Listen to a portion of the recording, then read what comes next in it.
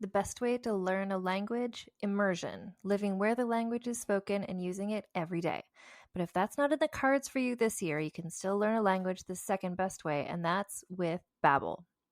Be a better you in 2024 with Babbel, the science-backed language learning app that actually works. Don't pay hundreds of dollars for private tutors or waste hours on apps that don't really help you speak the language.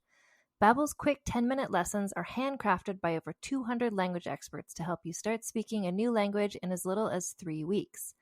Babbel's designed by real people for real conversations. Babbel's tips and tools are approachable, accessible, rooted in real-life situations, and delivered with conversation-based teaching so you're ready to practice what you've learned in the real world. For instance, I've been using Babbel's convenient courses to help me learn basic conversational skills in German while I'm getting ready for a little trip I'm planning. It's not a language I'd ever studied before, but I find the lessons really easy and kind of like hand-holding me through learning a completely new language to me. And it's reassuring to know that with the help of Babbel, I'll be able to greet people, order food, and ask for directions without having to consult language apps while I'm in Deutschland. I'm still learning. Studies from Yale, Michigan State University, and others continue to prove Babbel is better. One study found that using Babbel for 15 hours is equivalent to a full semester at college. Babbel has over 16 million subscriptions sold. Plus, all of Babbel's 14 award-winning language courses are backed by their 20-day money-back guarantee. Here's a special limited-time deal for our listeners. Right now, get up to 60% off your Babbel subscription, but only for our listeners at babbel.com/vulgar. Get up to 60% off at babbel.com/vulgar, spelled BABBEL.com/vulgar. Rules and restrictions may apply. Hi, this is Rob Benedict. And I am Richard Spate. We were both on a little show you might know called Supernatural. It had a pretty good run, 15 seasons, 327 episodes. And though we have seen, of course, every episode many times, we figured, hey, now that we're wrapped, let's watch it all again. And we can't do that alone, so we're inviting the cast and crew that made the show along for the ride. We've got writers, producers, composers, directors, and we'll of course have some actors on as well, including some certain guys that played some certain pretty iconic brothers.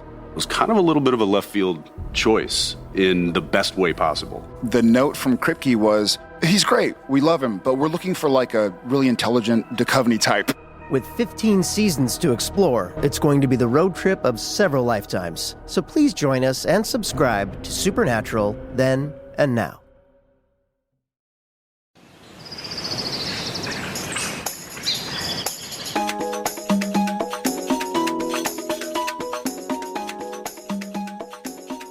Have you ever wanted to hear more about deities worshipped in Nigerian religions, or black vampires dwelling amongst Americans? Or how about those mermaids in Trinidad and Tobago? If so, check out By the Fire podcast, where I, Ken, your host, explore tales of mythical creatures and folklore from across the black diaspora. Join me every 2 weeks where I review black horror media, hear insights from a variety of guest speakers, and be amazed at the vast archive of tales passed down from generation to generation. Check out bythefirepodcast.com for more information and subscribe to the newsletter so you never miss an episode. I look forward to you joining me by the fire.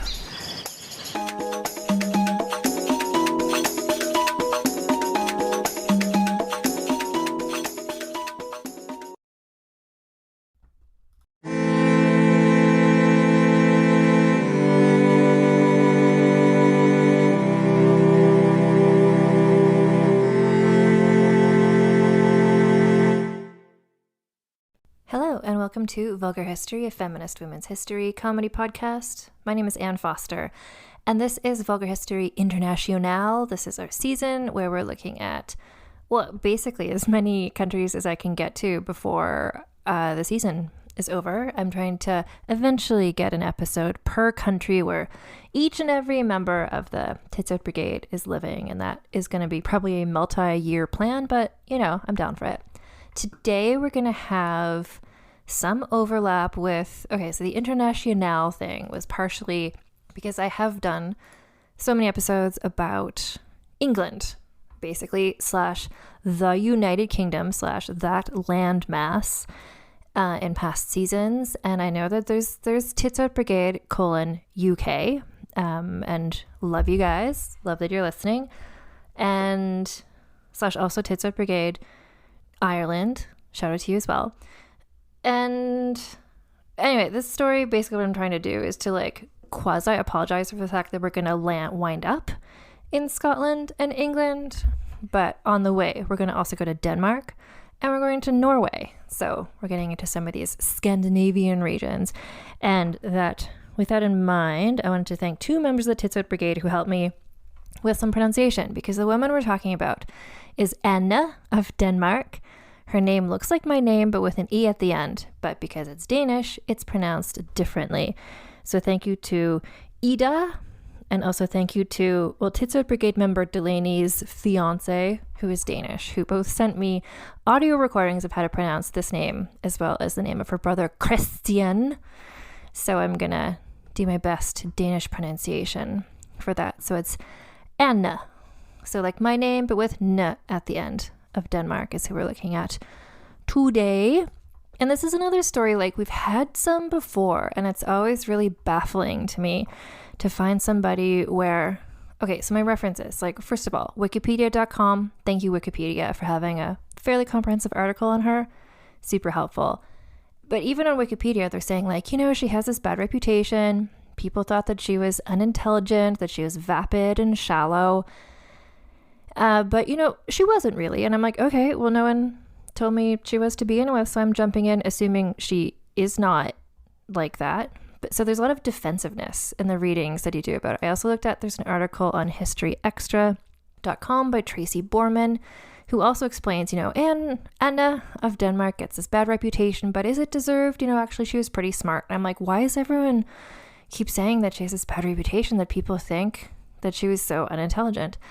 There's a book called Scottish Queens, 1034 to 1714 by Rosalind K. Marshall, which gets into some more details about her as well. And ultimately, what I am going to assume, given that there's not that much written about Anna of Denmark, is partially because, so her era, it's like just after the Tudor era. And I talked about this in the episode where I interviewed Lucy Jago about her excellent book, A Net for Small Fishes, where Tudor England is so popular and it's so talked about and it's so sort of familiar to fans of history in the same way that like, I don't know, I'm trying to think, like Germany in World War II, or like, I don't know, Victorian London. Like these are just settings where so much stuff has been set there. There's been so much work done on the history of these eras that you can really assume a shorthand that whoever's reading or listening kind of knows the deal already, so you can really just jump right to the story, which is what I'm able to do in this week's episode a little bit. Versus when you're looking at, like we did so far this season, like 9th century Kashmir, it's like, okay, I'm gonna need to like explain some stuff before we can get to the story. So the Tudor era is so talked about. The Henry VIII thing, I talked about in the Q&A episode. It was a big entry point for me, just in getting interested in history and women's history. I asked a question in my Instagram stories just after that podcast episode came out, the Q&A, and just asking what was their entree, what got them interested in history. It was a poll. So of the options, there was 4 options, and the Wives of Henry VIII got something like 50%. Like it's a common entry point for people. The Tudor era, so well known, and I'm leading to the point that like Anna of Denmark came right after. Like she was married to James, who is the man who became king after Elizabeth I. So like literally the beginning of the Stuart period. So that period is not as discussed as the Tudor era. And then James himself really sort of overwhelms the period just because he was such overwhelming presence. So we're talking about Anna. We're not talking about James. If you want to know about James, I did a whole So This Asshole episode about him on the Patreon. You can join that at patreon.com and Foster Writer. He was a nightmare person. So we're all on the same page. I was thinking I might tell this story and then be like, surprise, this is who she married. But it's like, no, like let's just all start here from a common understanding of James the First being a nightmare, chaotic person. So, who is this guy? He's the son of Mary, Queen of Scots. His father was Lord Darnley, who is the worst person I've ever read about in British history. So, and he took entirely after his father, clearly, because James is like the second worst person. So, some of his greatest hits you might be familiar with. So he was very paranoid. He is very misogynistic, and he was really into witch hunting. And then once he hunted the witches, burning those women. So let me just see. I wrote a whole article about this. I'll put a link to it. It was in the late lamented Bitch magazine. I wrote some historical articles for them. I wrote an article about comparing James the First's witch burning with the actions of evangelical Christians in contemporary United States. So no country accused or executed as many people for witchcraft as Scotland did during the reign of James, where as many as 4,000 people were killed, more than twice as many as in the larger and more populous England. So what was his deal? Highly superstitious, paranoid, and misogynistic. James saw witches as threats to his personal safety. He wrote books, like one called Demonology. So it was the sort of thing where it's like how today people, I don't know, like Fox News hosts or whatever, publish a book, and because they do, then those ideas become more widespread because of who wrote it. So accusations and executions increased exponentially following the publication of this book, because it's like, oh my God, the king wrote a book. It's like, well, we should pay attention to this. It also incited mob violence against suspected witches. His personal misogyny really colored who was accused of being a witch. Women comprised 80 to 90% of accused witches in Scotland. Of the women accused during his reign, a disproportionate amount were poor, widowed, elderly, or all three. He also is known for, if you might have heard of the King James Bible. It's a Bible popularly used by lots of Christian denominations today. And he is the King James of the King James Bible. So he was really into taking this text that was written out in English and really applying it specifically to his current context. So he ensured all references to witchcraft in the Bible, which were not gendered in, I guess, the original Hebrew. I'm not sure what language the Bible was first written in, Aramaic.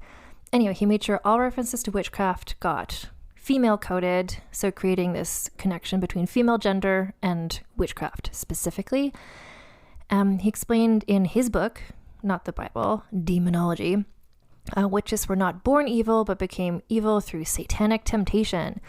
And men, sometimes this happened to them, but women were so much weaker. Of course, this was going to happen to them more often. There's the famous phrase from this Bible, the King James Bible, "Thou shalt not suffer a witch to live," which actually he invented. That was not in the Bible until he wrote the King James Bible. The word witch in that phrase, like what he translated it from, the original word was the Hebrew word kashaf, which in context means someone who uses herbs in a negative manner, such as a poisoner. Anyways, the original Hebrew phrase also can be translated to indicate penance is all that is required to atone for being a kashaf. But James was like, I'm going to call this witchcraft. I'm going to say that you have to be killed if you do it. So other stuff he did, James, who is called James the Sixth and First, because he was James the Sixth of Scotland, and then later he became James the First of England. So he's kind of both. So it was under his reign that England began colonizing North America. Maybe you've heard of Jamestown. He's the James from that. He also, you might remember from the Tits Out Francis Howard episode, he was the king who was having the affair with Francis Howard's lover, Robert Carr. And then eventually he kind of like covered, so that he wouldn't be implicated in this like love quadrangle that was all men and also Tits Out Francis Howard. Then he had them sent to jail, etc. So he had terrible taste in boyfriends. Probably a gay man. He clearly preferred hanging out with men much more than women, but or he's just like wildly misogynistic. He was horrible with money. Qualitatively, I think objectively we can all agree, he was a nightmare disaster as a person, and that is the husband of Anna of Denmark.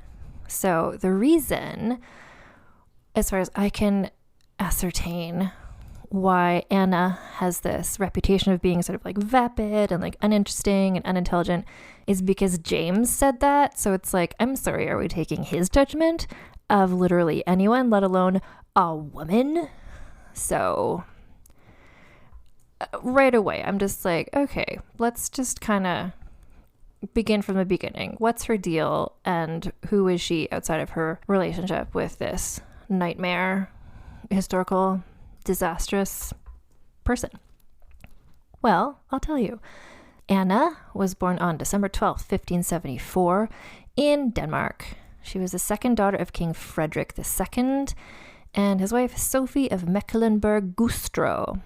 So she was the second daughter. So I'm sure there was a thing where they're like, oh no, it's not a son, but like, don't worry about it. They have a son later. Everything's okay.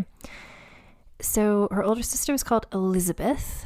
And so for the first few years of their lives, they were sent away to be raised by their maternal grandparents in Güstrow, which is in kind of modern day Germany, which was, I wrote here, maybe for the best. So their parents, Frederick and Sophie, oversaw a royal court known for overall debauchery with just like food and sex and wine everywhere all the time. Whereas the grandparents were, well, everybody was Lutheran. That's like the flavor of Protestant that was happening in Denmark and surrounding regions at this time. The grandparents were more stable and frugal, perhaps better role models for the girls. That being said, like, nothing wrong with being a decadent, debaucherous royal court. I'm all in favor of it. And their mother visited often. Her name was Sophie, and she was much closer to her parents than was usually the case back then. And she was determined to nurture a similar bond between herself and her own children, which she did. So this included breastfeeding her own children rather than using a wet nurse, which was really confusing to everybody at the time because that was just not what was done. But Sophie's like literal tits out, breastfeeding style. So good for her.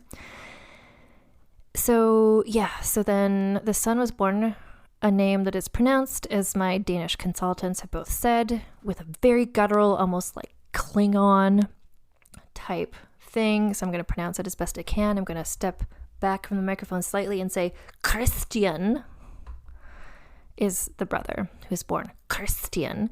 So he's born 2 years later, and everyone's like, yay, prince, you know, there'll be an heir, nothing confusing. So he was sent to join his sisters in Güstrow, and then when Anne was 5 years old, all three children were returned to their parents' court in Denmark. I think because Sophie just like wanted her kids around her, and like, because this is, you know, scandalous in that way. Everyone's just like, what, a mother who wants to be with her children? Like, what is happening? She had 2 more sons and 2 more daughters. Sophie was an affectionate mother and cared for them all very lovingly. It was a very, I have to say, we don't often see a family unit like this on this podcast, and good for you, Sophie. So in general, so Friedrich is the king of Denmark, and it was like a happening place, Denmark doing well in the like international trading ways or whatever. So they have these daughters, and so princes and kings from all over wanted to get to marry Anna and or Elizabeth, or the younger ones. So the national religion was Lutheran, as I said, and so they would only consider potential husbands from countries who also were like under the umbrella of like Protestantism, e.g. not Catholic people, so that, you know, helpfully limited how many options there were. By far the best option they were facing was James, who at this point, this is pre a lot of his nightmare behavior, but frankly mid some of his other nightmare behavior. So he was unmarried, he was a king of Scotland, and he was a good option for political reasons, but also, I mean, notably, he was only 8 years older than Anna, which was a much smaller age gap than the 24-year age difference between Sophie and Frederick, her parents. So at this time, Oh, I didn't talk about who was around when. Just a sec. I want to tell you to place this amidst the other vulgar history.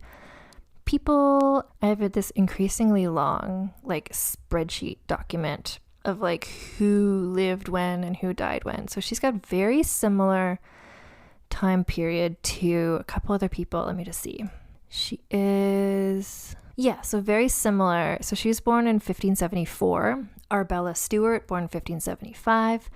So they were very much contemporaries. So if you remember Arbella Stewart's from the Trapped in Towers season, she was potentially gonna inherit from Elizabeth I. So like this is all that same era. This is also around the same time, so 10 years after the birth of Kit Marlowe. So she's around during some like good plays being written. Anne Stanley, if you remember her from the Jane Grey season, was born 1580. So also remember her, like the whole thing with Ferdinando. So these people are all around at the same time where it's like, who's going to inherit from Queen Elizabeth I? And the person who does inherit is Anna's husband, James. Frances Howard, born 1590. So she's 15 years younger than Anna, which tracks because there's going to be a little crossover moment with our tits out icon, but that's like later in Anna's life where they cross paths. So Anna is like, I don't know, 12 years old. And this is around the same time that Mary Queen of Scots had just been executed for treason. So James was kind of like under a lot of pressure to get married and just sort of like help everyone. Like, I think the same way as now. It's like, you know, if something is going on in the life of a celebrity or a royal person, it's like, guess who's having a baby or a wedding? And then everyone sort of forgets about the scandal. Anyway, so they're like, can you get married? You're 23 years old. He wasn't interested in women, except hating them, but he knew that he had to marry a woman to have babies and heirs, and also largely because having a wife and having children would make him more appealing as a potential heir to Elizabeth I, who was, again, I'm sort of like going back and forth in time, but she was still alive at this point, and he wanted to suck up to her so he could be the king after her. And a way to do that was to be like, look at me, I'm like a family man, like how politicians today really emphasize the fact that they like have wives and children, like that makes anybody a better person. Like, it does not. And he's like, okay, so there's Anna, there's Elizabeth, which one should I marry? I don't know. Alla, his kind of predecessor, Henry VIII, he's like, well, let's send some portraits, like happened with Anna of Cleves, because that went so well. Although it goes better here, debatably. So portraits of Anna and Elizabeth were sent to him. Bear in mind, Anna was 14. I think Elizabeth is like 16, James 23, but that's what's going on. And frankly, the two sisters look a lot the same. Anna, like her mother, had a long nose. There's portraits of her. You can see what she looks like. She had blonde hair and she was very tall. James, also very tall, because Mary Queen of Scots, 6 feet tall. But we'll talk about her maybe in a later season. Anyway, so apparently James, who is just like the most, he never does anything subtly. Everything is a huge production for him. So he took the portraits of both sisters into his bedroom and prayed and meditated for 3 days. After which time he emerged and said, I don't know if it's like God or whatever, but he's like, I choose Anna. He was at this point 23, Anna 14. Then midway through the marriage negotiations, her father Friedrich died. So that means the new king is 11-year-old Christian. And so the Danish counselors wanted Sophie, who is like, frankly, a little bit of the MVP of this episode.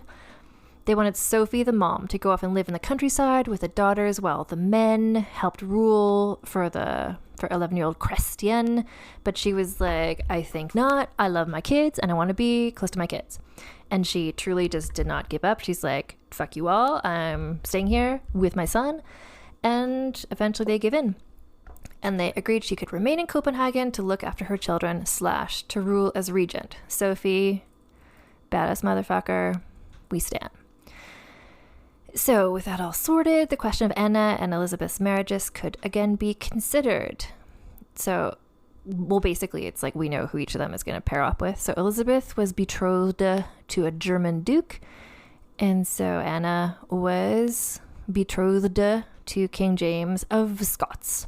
There's going to be a lot of fashion moments. I can't wait. There's like one in particular fashion moment that I think I'm going to propose when we get to it might be like a trend that the Tits-Out Brigade could maybe bring back, but we'll get to that. So 500 tailors and embroiderers set about working on the gowns that would comprise Anna's trousseau. She herself worked at stitching shirts for her husband, which was kind of like what one did. She was also excited about it. She and James exchanged letters, and he was just like, he'd never really had experience romantically with women, but he had like read a lot of books, so he's just like, I'm gonna be a hero like in the classics. And she's 14 and she's just like, I'm gonna go be queen. I don't know, they're both like psyched about it. Like, it's cute, it's good. Anna could speak German and Danish, and she went on a crash course to learn French so that she and James would be able to speak without needing an interpreter, because the languages he was fluent in were French, Latin, and Scots, which is a language. I double checked that today. So there was some debate. Like, if the people who speak Scots say it's a language, it is. Like, end of story. But like, there's some discussion. Like, is it like a dialect of English or whatever? But it's like enough different from English that it's like its own language. Anyway, she didn't speak Scots or Latin, the other languages James was fluent in. So they communicated in French. Yeah, so James was like, as a wedding present, he like gave her a castle. We're going to talk about that later. He oversaw renovations of this castle for her, despite not having enough money to do so, which will be a trend for, frankly, both of them. They were both educated a lot, but not in financial literacy. Let's see. This was all happening via intermediaries. Like, the letters were between the two of them, but like all the communication and planning were through intermediaries. And then the wedding itself, in fact, the betrothal ceremony, because I do have a wedding later, was all done via intermediaries as well. So there's a proxy marriage. So a guy who was not James came from Scotland to Denmark, and this guy placed the betrothal ring on Anne's hand, gave her jewels worth £12,600, and then married her by proxy. Like, he was there where he's just like, it's like a picture, he's just like holding up an iPad with James's face on it, sort of thing, where he's just like, I'm just here representing him. And then they had a proxy consummation, which was just this guy and Anna, fully clothed, just laid down on a bed, and they're like, okay, it's good. Let's like consummation, I guess.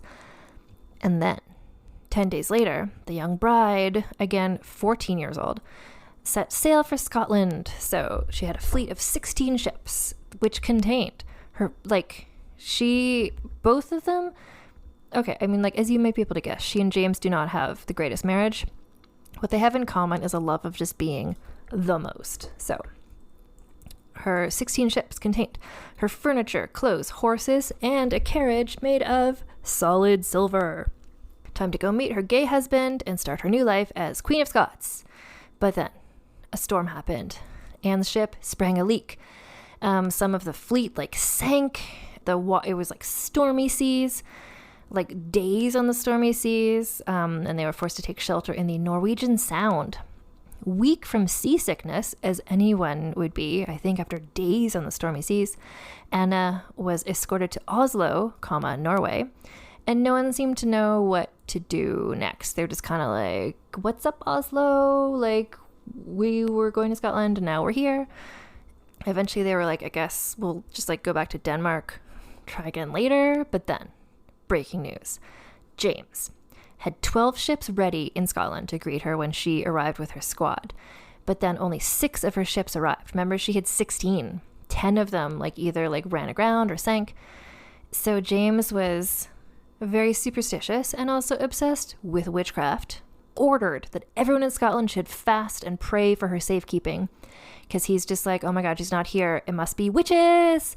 So he sent out a search party just to try to figure out where she had gone. This was because he just lived for drama, but also because based on their French letters, he had decided he was passionately in love with her. because he saw himself as the hero of these like classic books he had read. Like he wrote songs about how worried he was and began obsessing about all the bad omens he felt he should have taken more seriously. When one of his own ships had set out to greet Anne, or what he thought was going to be her, but it was just these 6 ships, a cannon had exploded and killed some sailors. I mean, frankly, that's a pretty bad omen. The boat of one of Anna's ladies-in-waiting had sunk on its way to the port. So, like, the Scottish people had sent the ladies-in-waiting out, and then that ship had sunk.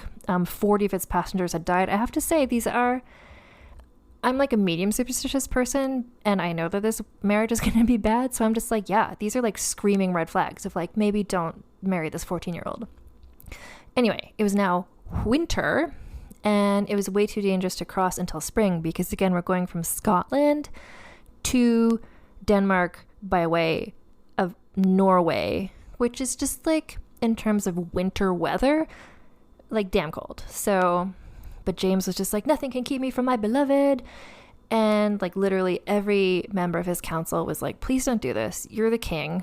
Like if and when you die, which you will, who's going to be the king after you? Like there's going to be like a succession crisis, etc. And he's just like, I'm going to go get my queen. And they can stop him because he's the king. So he set out with 300 people to go and pick her up himself. One of his reasons was that his grandfather, James V, had gone abroad to fetch his bride. But I have to say, not from Oslo, and not in the winter. He promised to be home in 20 days. Like, how can you guess that, James? He also faced bad weather, obviously, because it's winter, but he made it to Oslo. And so he disembarked. I love how many clothing details are in this story, so get ready. So remember, he was tall. He is like a shitty, horrible person, but also like very striking and good at dressing. So he disembarked wearing a red velvet coat sewn with gold stars beneath a black velvet cloak lined with sable fur.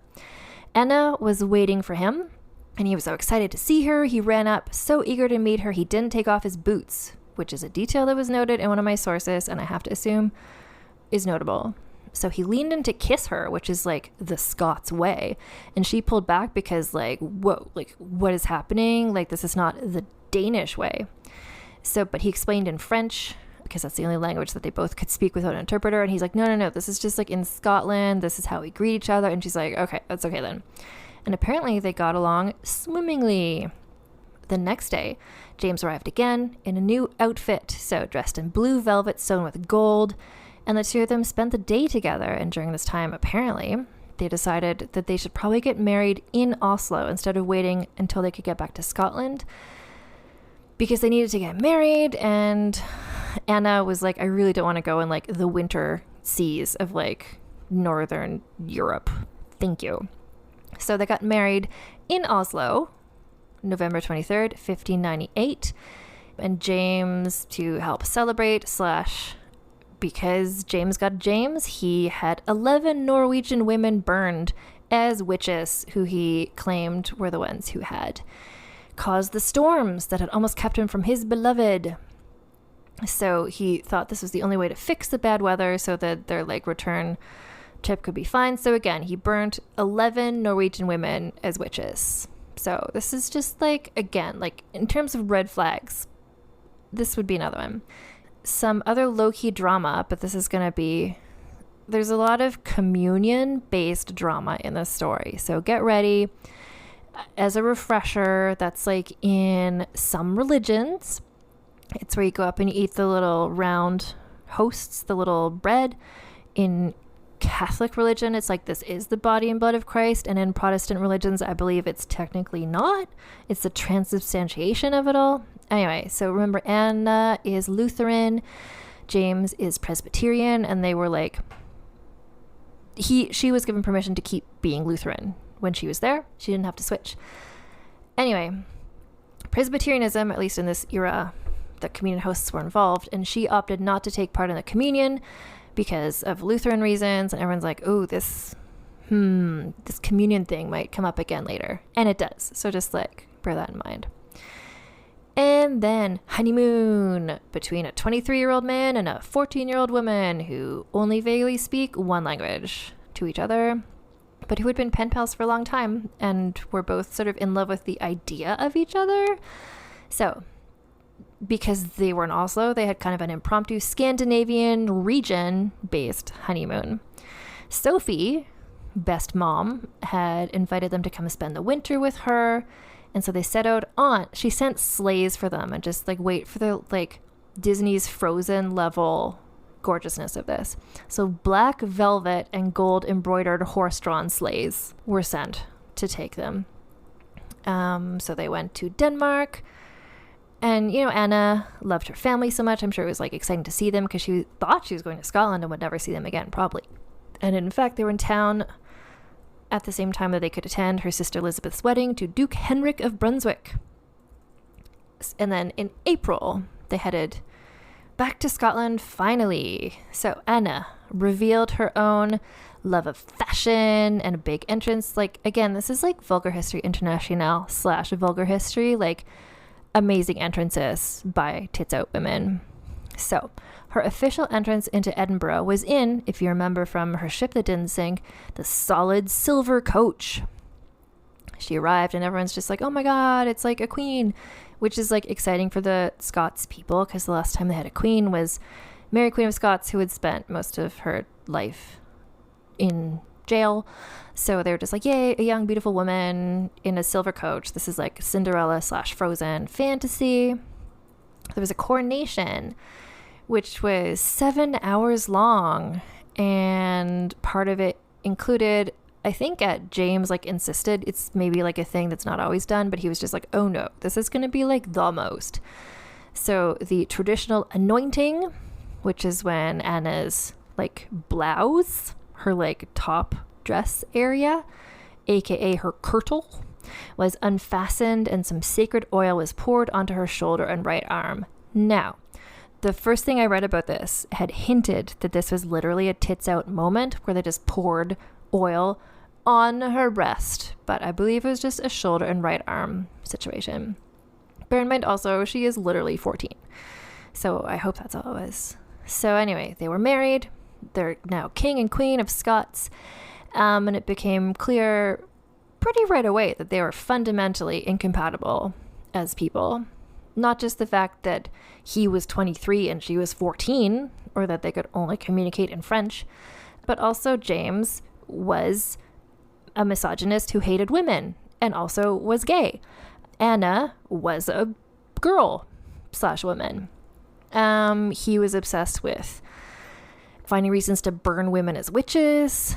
She was passionate about art and paintings, which he didn't care about paintings. She loved formal ceremonies and pageantry, but he liked things to be a bit more plain. He was an extrovert. She was an introvert. And she was also like 14 years old and like away from her family for the first time and like really fucking lonely. So she learned how to speak Scots, but that didn't help because James mostly ignored her. When she voiced an opinion, which she was like a woman of like strong convictions who would like speak her mind, James was just like, ugh, women are so annoying. Don't you hate how they like are nagging all the time? And then when they had a fight and she got mad, he would like leave and then bring someone else in to try and like calm her down because he had no social skills. So, but the whole point of them being married was because, well, first to make him look like a good heir to Elizabeth, but also so they would have children who would be like the heirs to the Scottish throne. But the first 2 years of their marriage went by without any children. She did not become pregnant. It's not like the dead babies that happen to other people, but also she's like 14 to 16. And in this era, that was, people didn't start menstruating until around then, often for like nutrition-based reasons. So she probably like was not capable of becoming pregnant. Which, frankly, good. I don't want her aged 15 to be having babies. Everyone was freaking out about it, which I'm sure made her more stressed, which made it probably harder to conceive. But then also people were trying to kidnap and betray them all the time. It was like a real sort of scheming hotspot. So yeah, literally people were like actively trying to kidnap them constantly at one point. One of Anna's ladies in waiting helped an attempted kidnapper escape out the window. And James wanted Anna to fire that lady in waiting for like helping a kidnapper. And she was like, I would sooner return to Denmark. Fuck you. So they were just like screaming, fighting, almost being kidnapped all the time. Who could she trust? sort of thing. She gave birth to their first child, Henry Frederick, when she was 19, so 5 years after the Oslo wedding. And this is when their relationship fundamentally fell apart irretrievably, because she wanted to keep Henry with her to raise him in the like loving way that her mother had raised her and her siblings. And James wanted him to be brought up in his own household, apart from his parents, which is like the Scots way. But also he was very paranoid, rightfully, about being murdered or kidnapped. And he didn't want him and his son to live in the same place for like security reasons, which is the same reason why the current British royal family, they'll never fly with like more than one heir or like the king or the queen in the airplane together in case the airplane crashes. Like you never, like Prince Charles and William would never be in an airplane, and also George, like, because just for risk reasons. Anyway, Anna was like, fuck you, I want to be with my son. She was like 19, lonely, married to the worst person in the world. And James was just like, yeah, I don't care.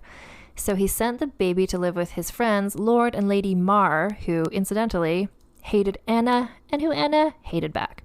During this whole thing, like, it's not like the baby was born and taken away right away, but like she had given birth and then a bit later she became pregnant again. The baby was like, Henry was taken away and then she miscarried because of the stress of all of this. James was like, well, you can visit Henry whenever you want. But Anna, she tried that, but she and Lady Mar hated each other so much that she was just like, I can't visit him in that house with these people who I hate. They eventually had 2 more children, daughters Elizabeth and Margaret, who James permitted them to stay close to Anna. And then 2 more sons, Charles and Robert. So they were all allowed to live like closer. But Henry was kept away because he was the heir to the throne. And Anna was just like, would not give up her quest to get closer to Henry. Really, truly channeling what her mother had done back in the day about how she made it so that she wouldn't have to be separated from Christian. So let's see. So James at one point heard that Anna was planning to visit Henry, and he came along for the trip too, so that she wasn't able to kidnap the baby, which she probably was going to have done. So she lobbied for support from the council members or whatever, the like Scottish lords, and they like supported her to the point that James made the Mars, I think, or whoever the Guardian was at this point, write a letter being like, I will never give Henry to you, even if you come here and ask, even if the king dies, like Henry will never be reunited with you. Anna, fuck you. So just like, she was sad, she missed her family, she wanted to be with her son. James was the worst. And then one of their biggest fights was surrounding a thing called the Gowrie conspiracy of 1600. So this was a thing where the Earl of Gowrie, John Ruthven, and his brother Alexander tried to assassinate James and got themselves killed. Because again, people are just constantly trying to kidnap and or murder James, which is like, if I was there, I would too. He was a horrible person. So the Ruthven's sisters, Beatrix and Barbara, side note, great names. Haven't come across a Beatrix or a Barbara in this era in my reading before. So Beatrix and Barbara had been among Anna's ladies in waiting, but James had them fired for assassination brother reasons. Anna was so mad about this. And again, this is like during one of her pregnancies. She went on a hunger strike whilst pregnant and refused to leave bed for 2 days until the Ruthven sisters were returned to her service. There's a huge fight. Things are going badly. James hired an acrobat to come into her bedroom and do a show to get her mind off of things, which if you're wondering like how out of touch is he from like how to relate with a woman is when you're in the middle of a fight, hiring an acrobat is like, that would certainly get her mind off of things for a second. I don't know, maybe it was the acrobat, but Anna started eating and leaving bed again, but she would not give up on her crusade to have the Ruthven sisters hired back. I love her stubbornness, but like literally for 3 years, she was unrelenting. She's just like, I want my girls back. In 1602, she smuggled Beatrix back into the castle, but then Beatrix was discovered. James kicked her out again. Finally, he agreed to give Beatrix a pension, sort of like severance pay, so she kind of won that battle. I think she did, yeah, because James had to give in. But also he was horrible with money, and he's like, sure, I'll give her money. Like they were both equally horrible with money. Another one of their bigger fights was when Anna accidentally, quote unquote, killed James's favorite dog, Jewel, while out on a hunt. Hunting was one of Anna's favorite things. He freaked the fuck out at her, understandably, but then eventually forgave her. I mean, I don't know. I do not know how accidental this shooting of the dog was, but I feel like if you're hunting and there's dogs, like, things happen. He gave her a giant diamond as a memorial to the dog that she killed. I don't know. These two are messy. Basically, they started living in separate houses, but they hated each other, so they kept like telling gossip to the courtiers and the envoys and the ambassadors about each other. But all of the secrets that she slipped to these people were always personal details, never political. And this is partially because he didn't trust her and she didn't know any political stuff. But also she maybe didn't care about that stuff. Why would she? Like, she just cared about her family, her children, her friends. Like, she was just living for the gossip stuff. Like, let James do the political stuff. And this is part of where he was like, she's so unintelligent. Because it's like, she didn't concern herself with politics, where it's like, not everybody has to, James. Also, fuck you. So this was just like a high key way to be living, obviously. And so she found some solace in religion, which had always been a comfort to her. So remember, they were Lutheran, her family. She was Lutheran.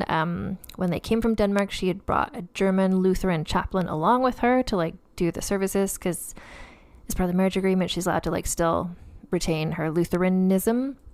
But he was like, I'm just gonna convert to being Calvinist now, which is like not Catholic, but not Lutheran. And she didn't like Calvinism. But so she's like, well, who's going to be my like chaplain now? And she had friends who were Roman Catholic, and maybe encouraged by them, or just in some sort of like soul searching moment, she began thinking like, maybe I want to become Catholic as well. So she began taking secret instruction from a Jesuit priest, which was a big deal because at this point of time in this era, like, whether you were the queen or not, the punishment for even hosting a Jesuit priest in your house was death. But she clearly liked what she learned, because soon enough she underwent a super secret, sexy conversion to Catholicism. Yes, she became a Catholic. This was kept super secret sexy because if anyone, i.e. the subjects of Scotland, found out about it, it would be a disaster, because it had been, at this point, 40 years since the Scottish Reformation. The country was not Catholic. There was like major like Catholic v Protestant wars still going on. I think the Catholics were some of the people who were like constantly trying to like assassinate her husband.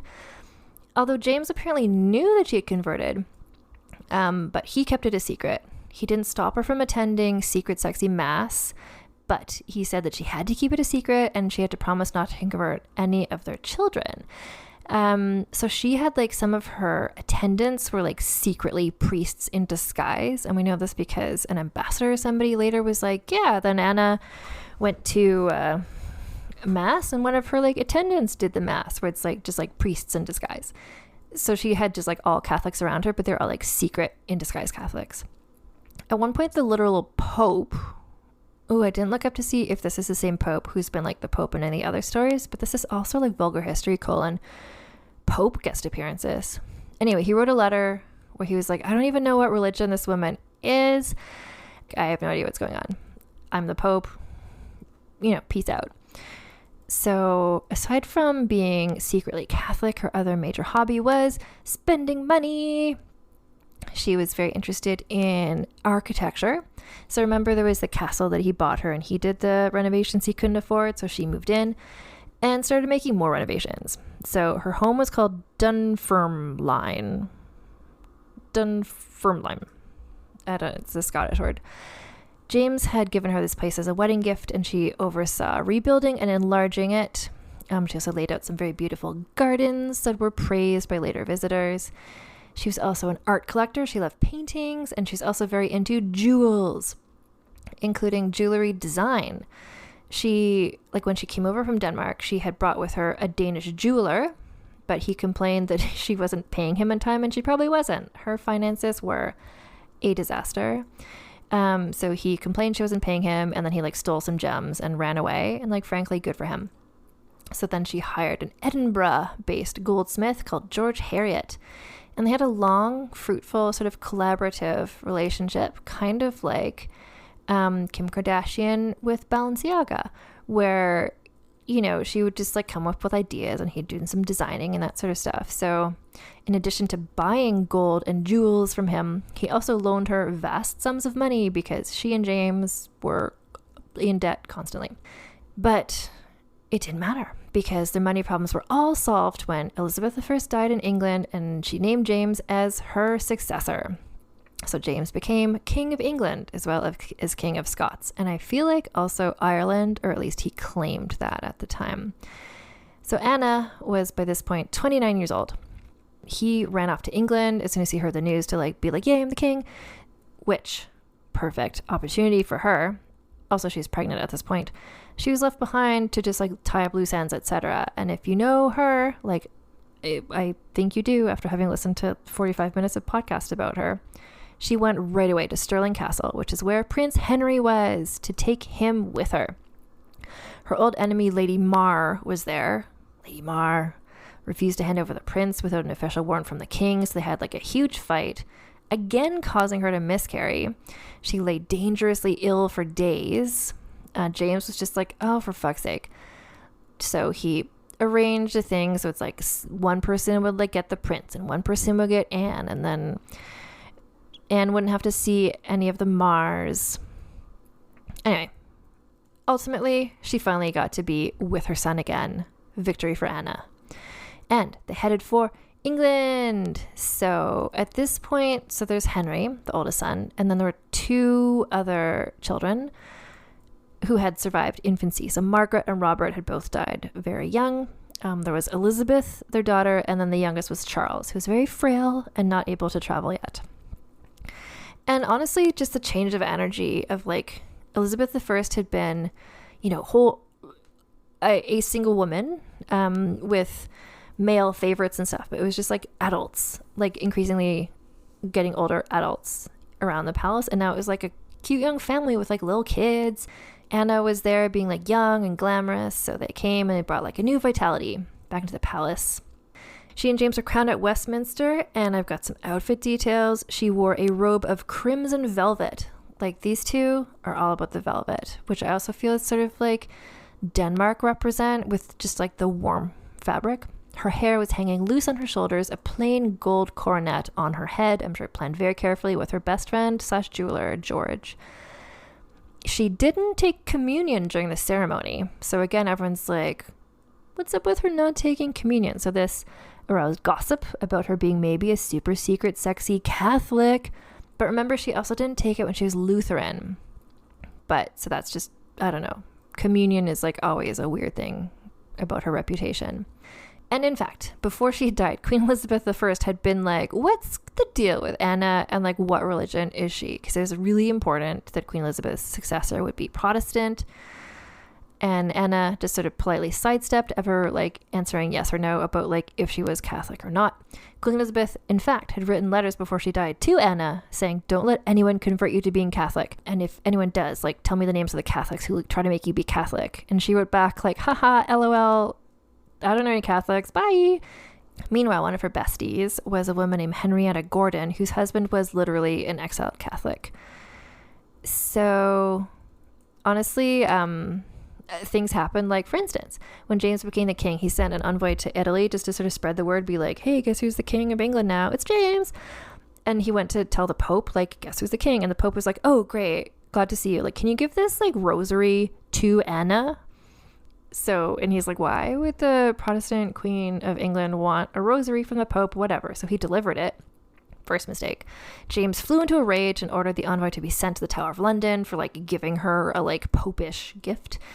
Anna was like, oh my God, how embarrassing. I never asked for a rosary from the Pope. LOL. But she also like behind the scenes made sure that that guy was like led to the Tower of London, and presumably she like took the rosary and like prayed with it or whatever.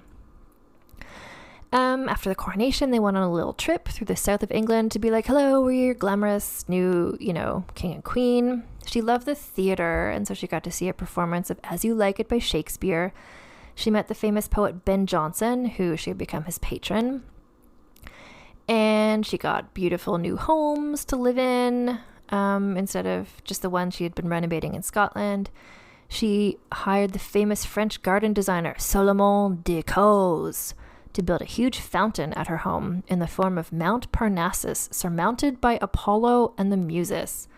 Unfamiliar, can't quite picture what that looks like, but sounds great.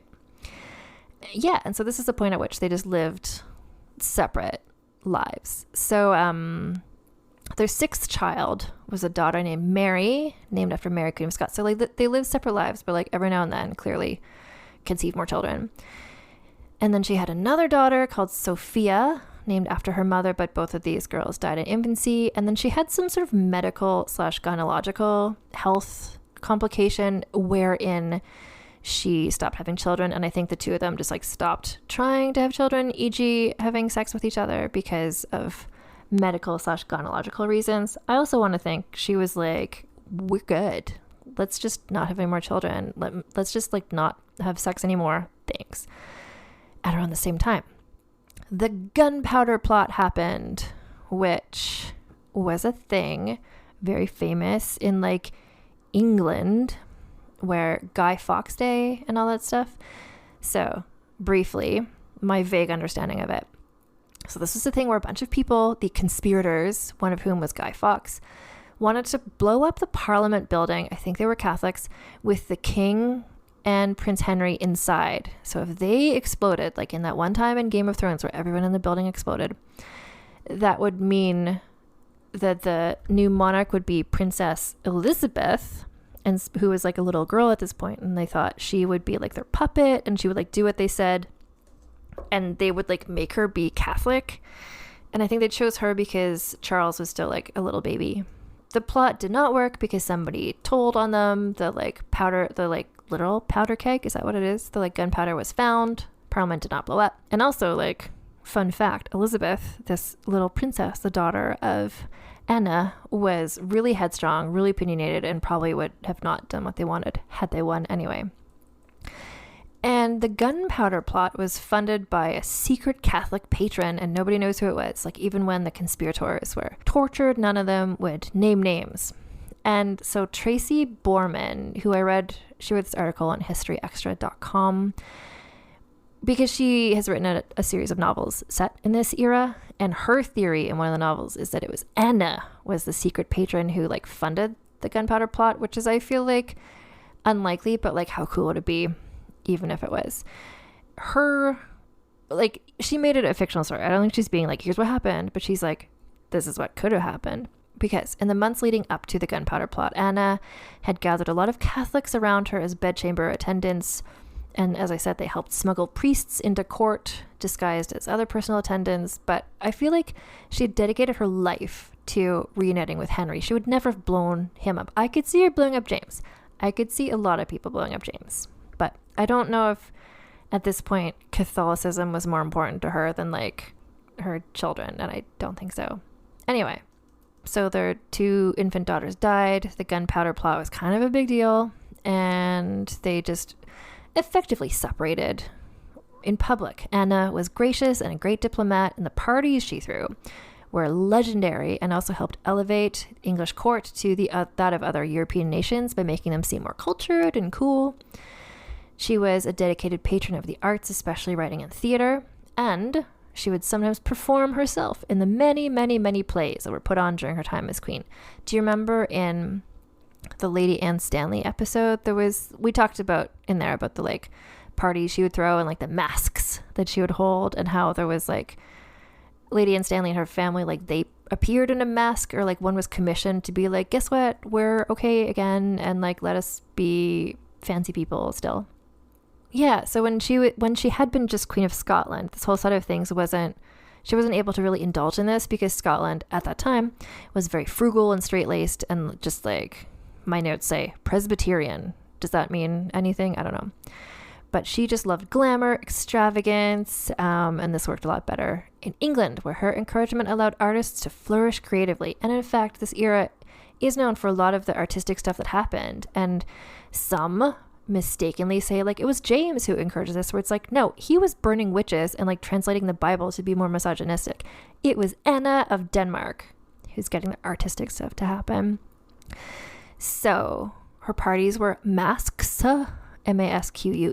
This is like where a theater company would be hired to bring singers, musicians, and performers. And then the king and queen and courtiers would join them in dancing. I think James would generally not attend because he didn't like, I don't know, parties. There's usually a play performed, and with Anna as the party planner, these would have some of the most sophisticated and ornate sets ever because she was the most. Like, people would come from other countries when they heard one of her mask parties was coming up because they knew it was going to be so legendary. She was responsible for the most innovative court masks ever seen to that point in Britain. So this also showed off how rich they were, which made other countries want to deal with them more. Although, side note, they weren't rich. She was just spending a lot of money. Although, no, maybe they were rich at this point because of like colonization and like piracy.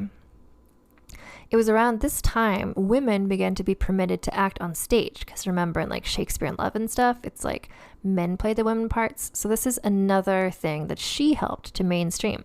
In fact, Anna would sometimes cast herself or her ladies-in-waiting in roles in the show. This sometimes led to controversy, such as one time she wore a toga in her role as Athena, and some audience members felt it was too short. So this is just like a legs out moment, living for it. She's the queen, so like what are you going to do? If the queen wants to wear like a toga miniskirt, here we go. She also, like, because of her creative partnership with George Heriot, amazing jewels for all of her costumes. And so what we know about her and the jewelry that she and he worked on together, she liked her jewelry to be shaped like stuff. So like brooches in the form of flowers, butterflies, and parrots. She at one point had a jeweled hair ornament shaped like a crossbow to reference her love of hunting. And unusual earrings. For instance, there's a portrait of her that shows her out hunting. And in this portrait, she's wearing a shoelace suspended from a gold ring in one ear. And this is what I feel like, let's do a tits out brigade. We're bringing back shoelace earrings. This is, I just think it's like a doable thing that we can make this happen. How do we make this go viral on TikTok? Shoelace earrings. You know, I'm on TikTok. I haven't done anything there. I appreciate when people, Tits Out Brigade members, send me videos on TikTok because it helps me understand what it's for. But here's what I think we should do. Shoelace earrings. Let's make it happen.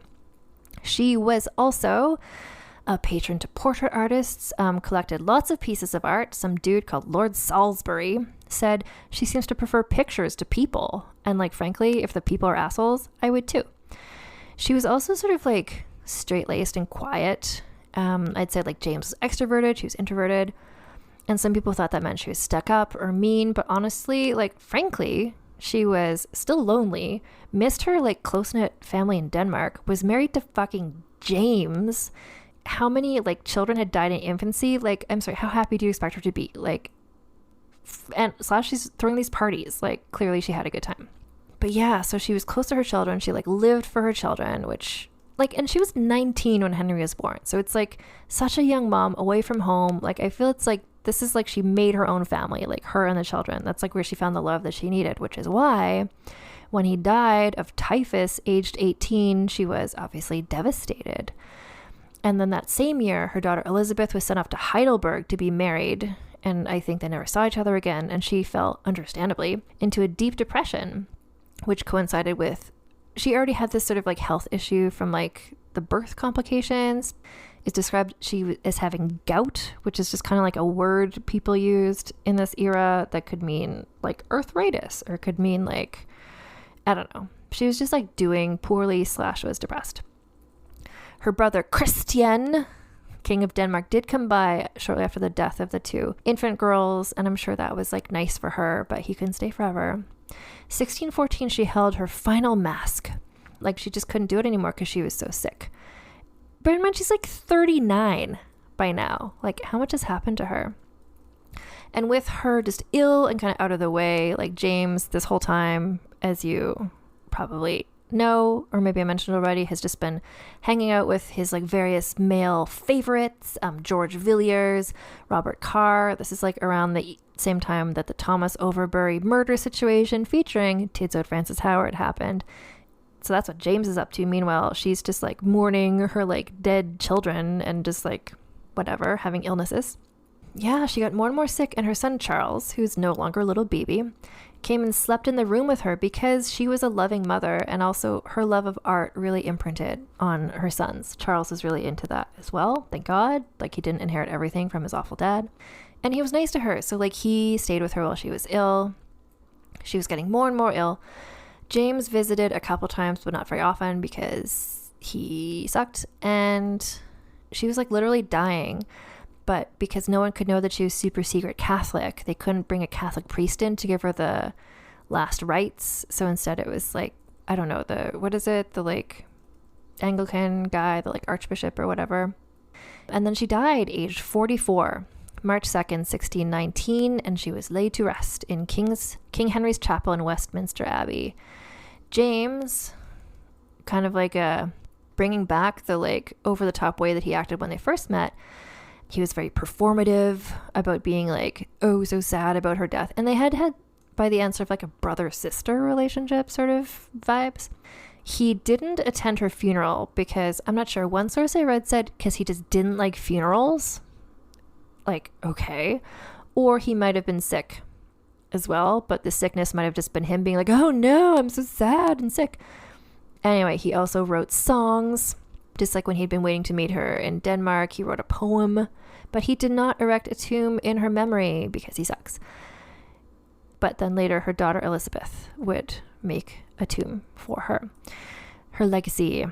So their son Charles would go on to become King Charles I. More importantly, her daughter Elizabeth, remember the one who the like conspirators wanted to make the queen in the gunpowder thing, she became Queen of Bohemia, which, like, first of all gives me like Coachella vibes, but that's not it. It's literal Bohemia, like in Germany. She became hugely influential in like European history. And so after like the Stuart dynasty kind of ended, they're like, who's going to be the new king of England? They traced down Elizabeth's family tree. So her daughter Sophia, and then George I. And then that dynasty was the Royal House of Hanover, and that kind of got rid of the Stuart dynasty altogether, which ultimately makes Anna of Denmark an ancestor to every English monarch from Charles I to the present day. There are very few things written about her, I have to say. Even though her life story is like, I think, and I hope you agree after having listened to all of this, super interesting. There's a biography written of her in like 1970.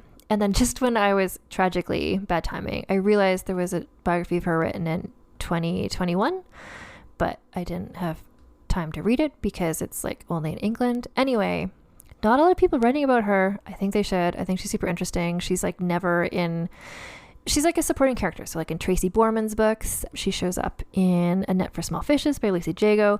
Also, as we learned in that interview with Lucy Jago, like Anna of Denmark came over, and she kind of like, she worked with Anne, the woman who invented the tits out neckline, the yellow ruffs.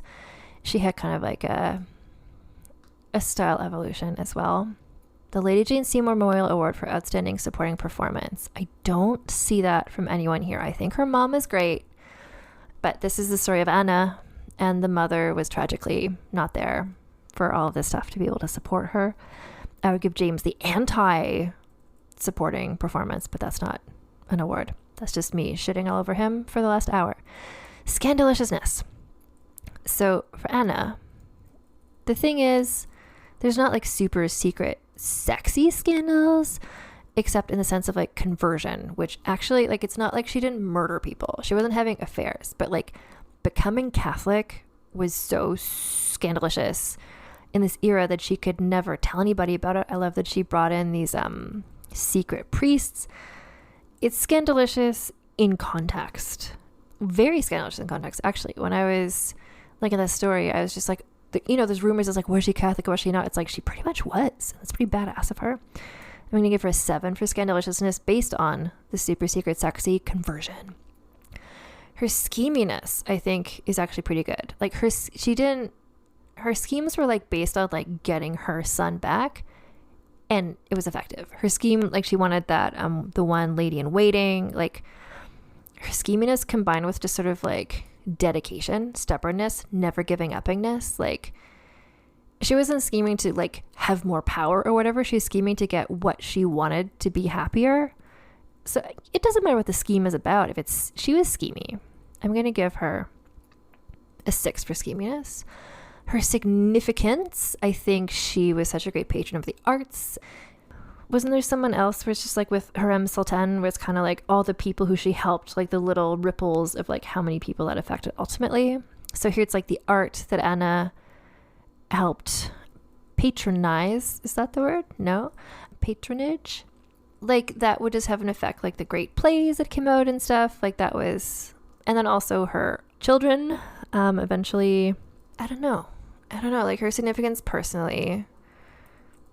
I'm going to give her a 6 for significance because it's like more than 5. But like her specifically, like I can't like trace her to any specific thing unless she was the one who funded the gunpowder plot, which would give her extra marks in scandaliciousness, scheminess, and significance. But that's like entirely theoretical.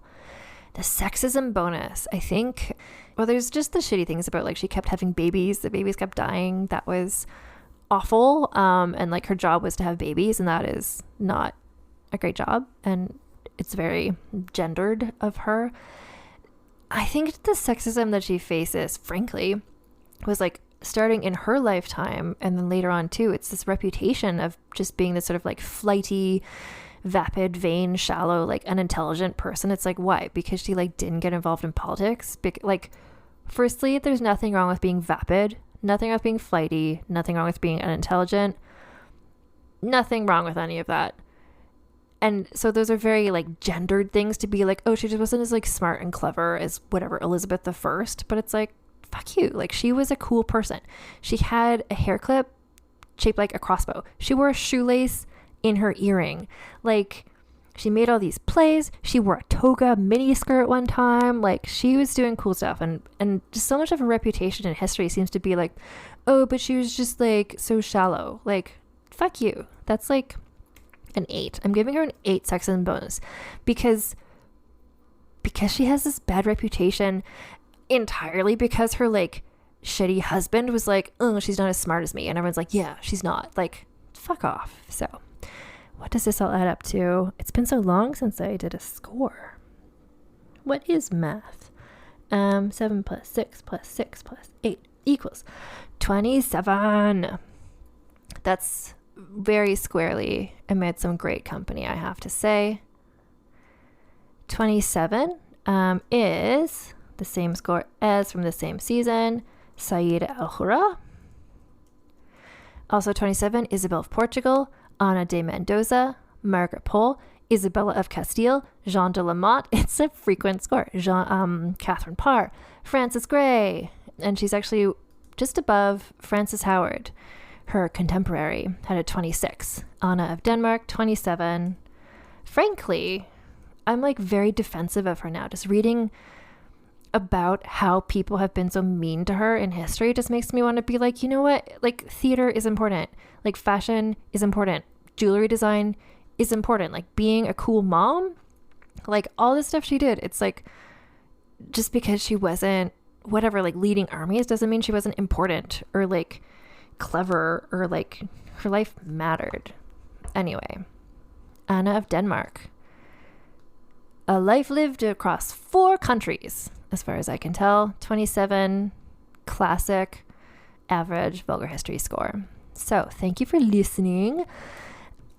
Yeah, I feel like it's been like so long since I did an episode. Frankly, it has been, because Catalina de Arauso was 3 episodes and there's a Q&A, but we're back in it.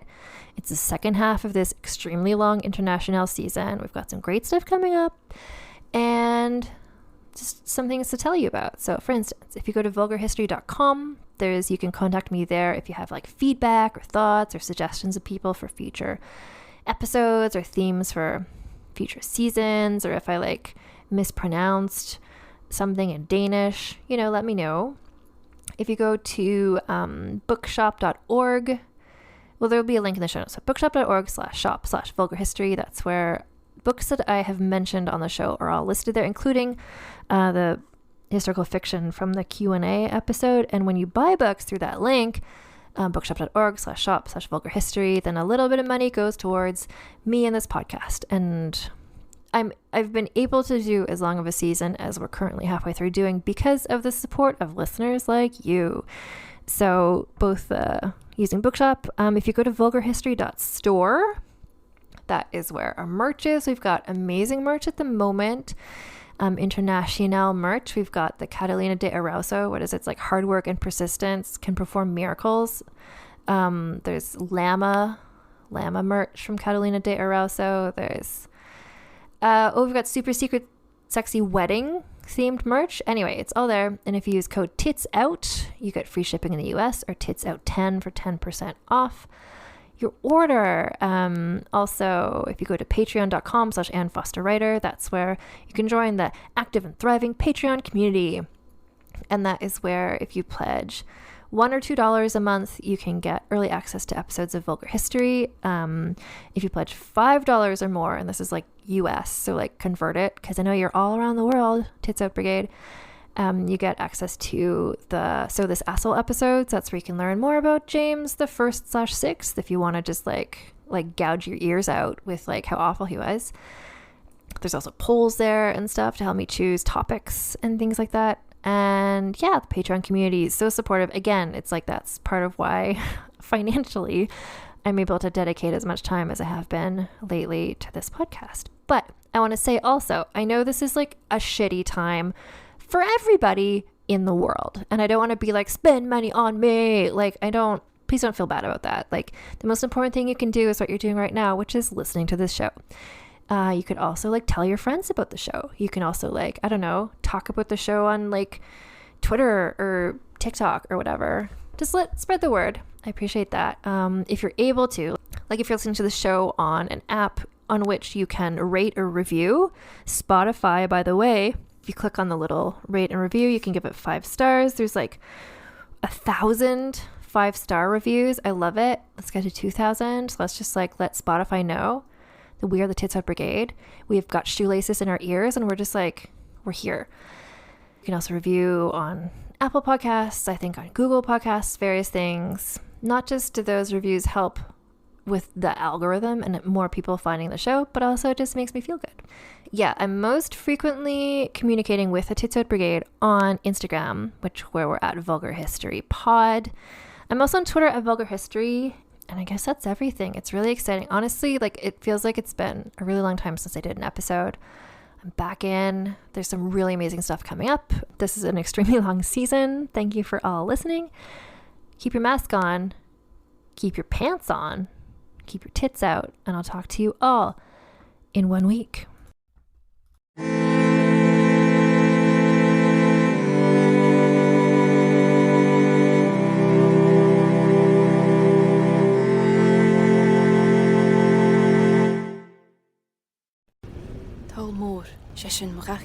Talmor is my home. My family have worked the land for generations.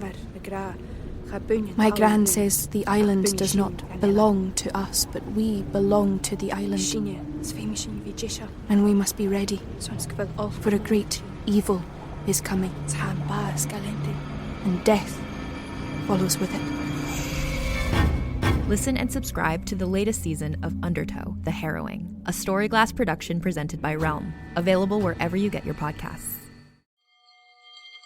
Ah, the web tore. Those that both creators and were created by the threads disentangle from the fringes to feast on the very thing that spawned them. What's that, Timmy? This is how you deal with weird! No! Do not harm my children! Oh, you lost a feather. Can I keep it? No, you can't force me to! Do you know what lies within nothing? Rocket is in trouble, Akasa! Can we turn on the wind show remotely? No, she could lose her job as an Akasar. I don't fear Vehar. No, but you fear me. If you intend to trick me, I will not hesitate to sever the oath bond entirely. Why didn't you help me? Coward! I don't have a parachute! I I don't like free falling! Counterbalance, a high fantasy audio drama. Season 2, coming 15th of October 2023. Learn more on trilunas.com.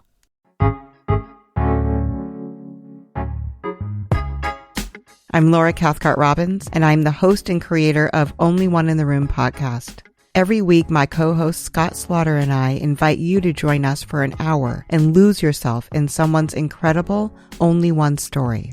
We talk to the realest of real people, dealing with issues like infertility, addiction, human trafficking, and body shaming.